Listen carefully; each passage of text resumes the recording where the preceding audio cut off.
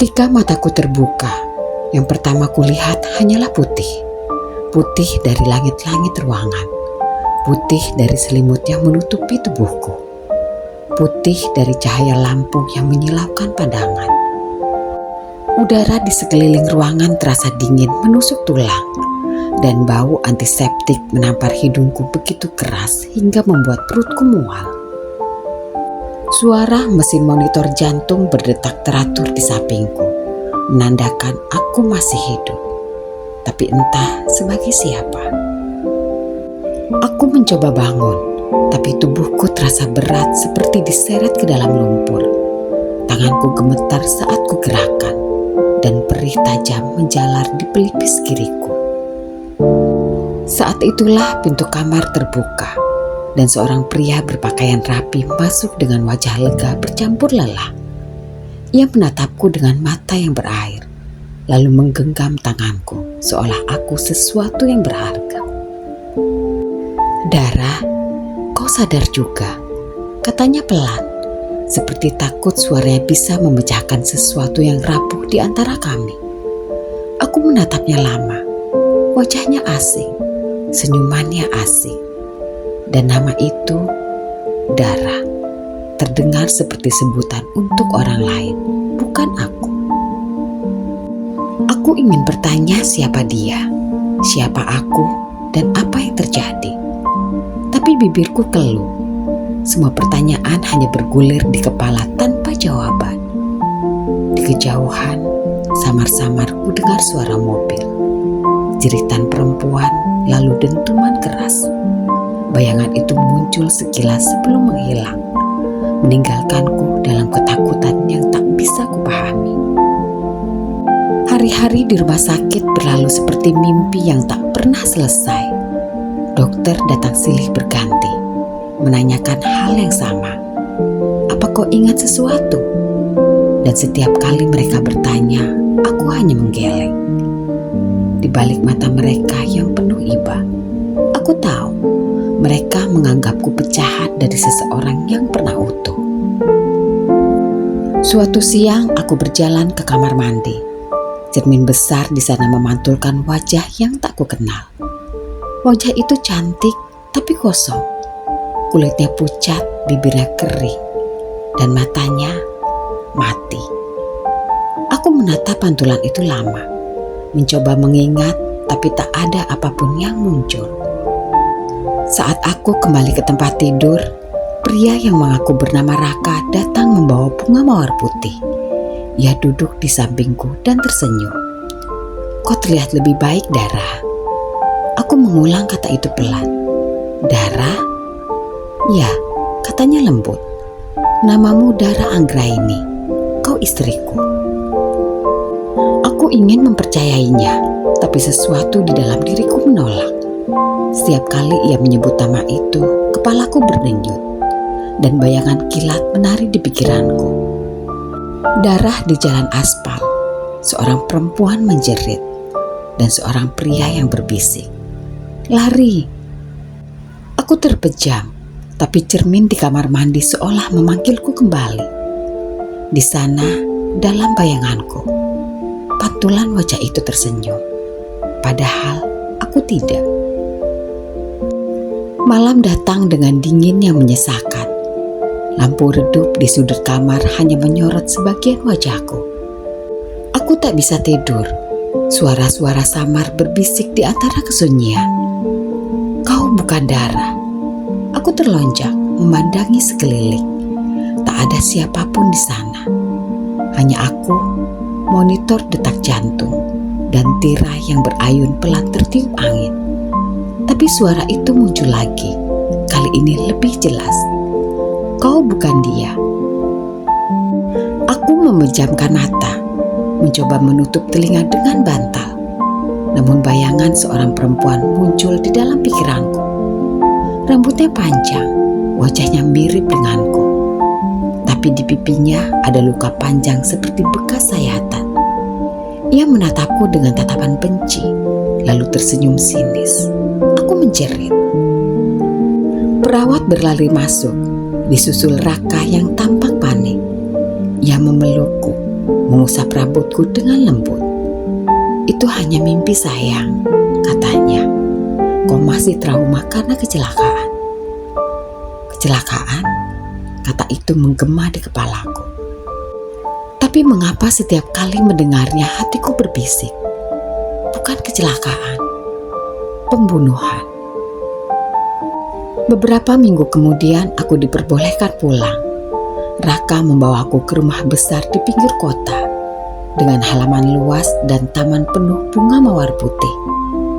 Di luar rumah itu tampak indah, tapi begitu melangkah ke dalam, udara di sana begitu dingin, seolah dinding-dindingnya menyimpan rahasia. "Ini rumah kita," kata Raka lembut. "Kau pasti perlahan akan ingat." Tapi setiap langkahku justru membuatku semakin asing. Ada piano di ruang tengah yang katanya sering kumainkan. Tapi ketika ku tekan tutsnya, suaranya sumbang. Ada foto pernikahan kami tergantung di dinding. Tapi aku tidak merasa pernah berada di momen itu. Yang paling aneh adalah kamar di lantai atas selalu terkunci.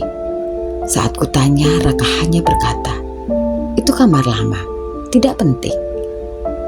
Tapi malam harinya aku mendengar langkah kaki dari atas. Suara tumit sepatu berjalan pelan. Ada sesuatu yang menyeret di lantai. Aku mendekati tangga, menatap celah pintu kamar itu. Dari bawah pintu, aku melihat sesuatu menetes. Cairan merah gelap. Aku membeku.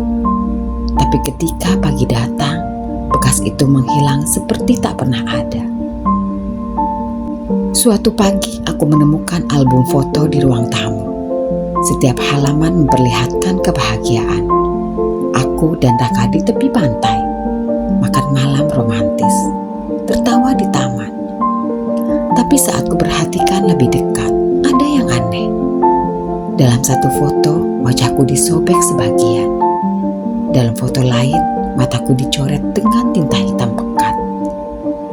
Di belakang satu foto tertulis dengan tinta merah, "Dia bukan kamu." Aku menggigil. Siapa dia dan siapa aku? Ketika aku tunjukkan pada Raka, ia tertawa kecil, seperti mencoba menutupi sesuatu. "Mungkin kau sendiri yang melakukannya dulu," katanya. "Kau suka menulis hal-hal aneh waktu stres." Aku diam, tapi malamnya aku mendengar tawa perempuan di lorong. Tawa itu lembut, tinggi dan nyaring. Tawa yang persis seperti suaraku sendiri. Mimpi buruk terus datang. Dalam mimpi itu, aku berlari di bawah hujan. Seseorang mengejarku, lalu cahaya mobil menyorot wajahku. Aku menjerit, lalu semuanya gelap. Suatu malam aku mencari jawaban. Di ruang kerja Raka, aku menemukan koran lama yang sudah menguning. Di sana tertulis berita. Wanita bernama Mira dinyatakan hilang. Terakhir terlihat bersama suaminya, Raka Aditya. Aku menatap foto di koran itu, dan darahku seolah berhenti mengalir. Wajahnya, wajahku. Tanganku gemetar. Aku mencoba menolak kemungkinan yang muncul di benak. Apakah aku bukan Dara, melainkan Mira?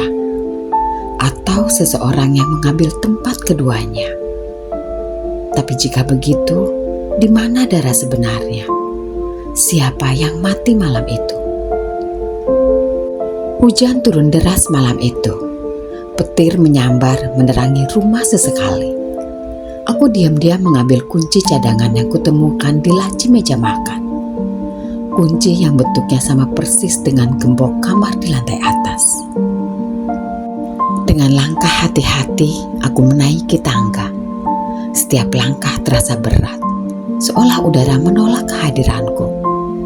Saat kunci berputar dan pintu terbuka, bau busuk segera menyambut.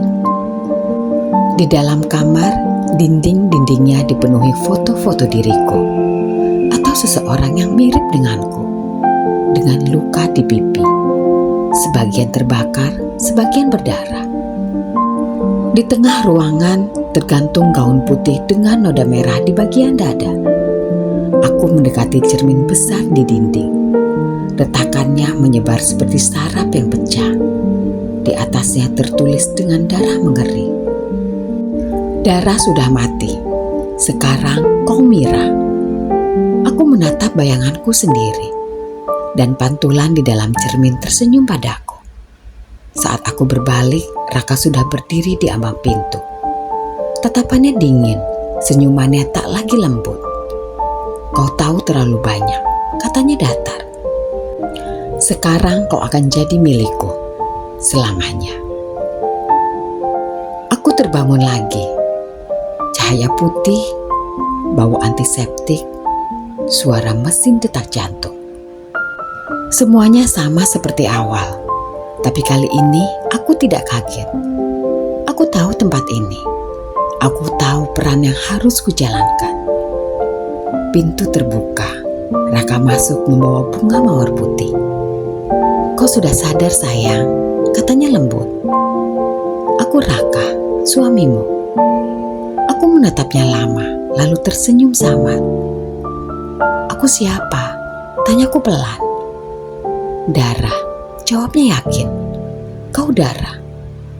Aku mengangguk, tapi dalam hati aku tertawa pelan. Aku tahu kebenarannya sekarang. Aku bukan Dara.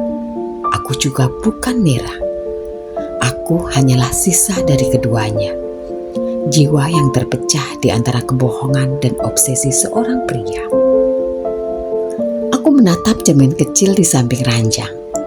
Bayangan di sana menatap balik padaku, tersenyum dengan tatapan yang tak lagi kosong. Sekarang giliranku, bisikku pelan. Dan untuk pertama kalinya, aku merasa benar-benar hidup. Entah sebagai siapa, tapi kali ini kendali ada di tanganku.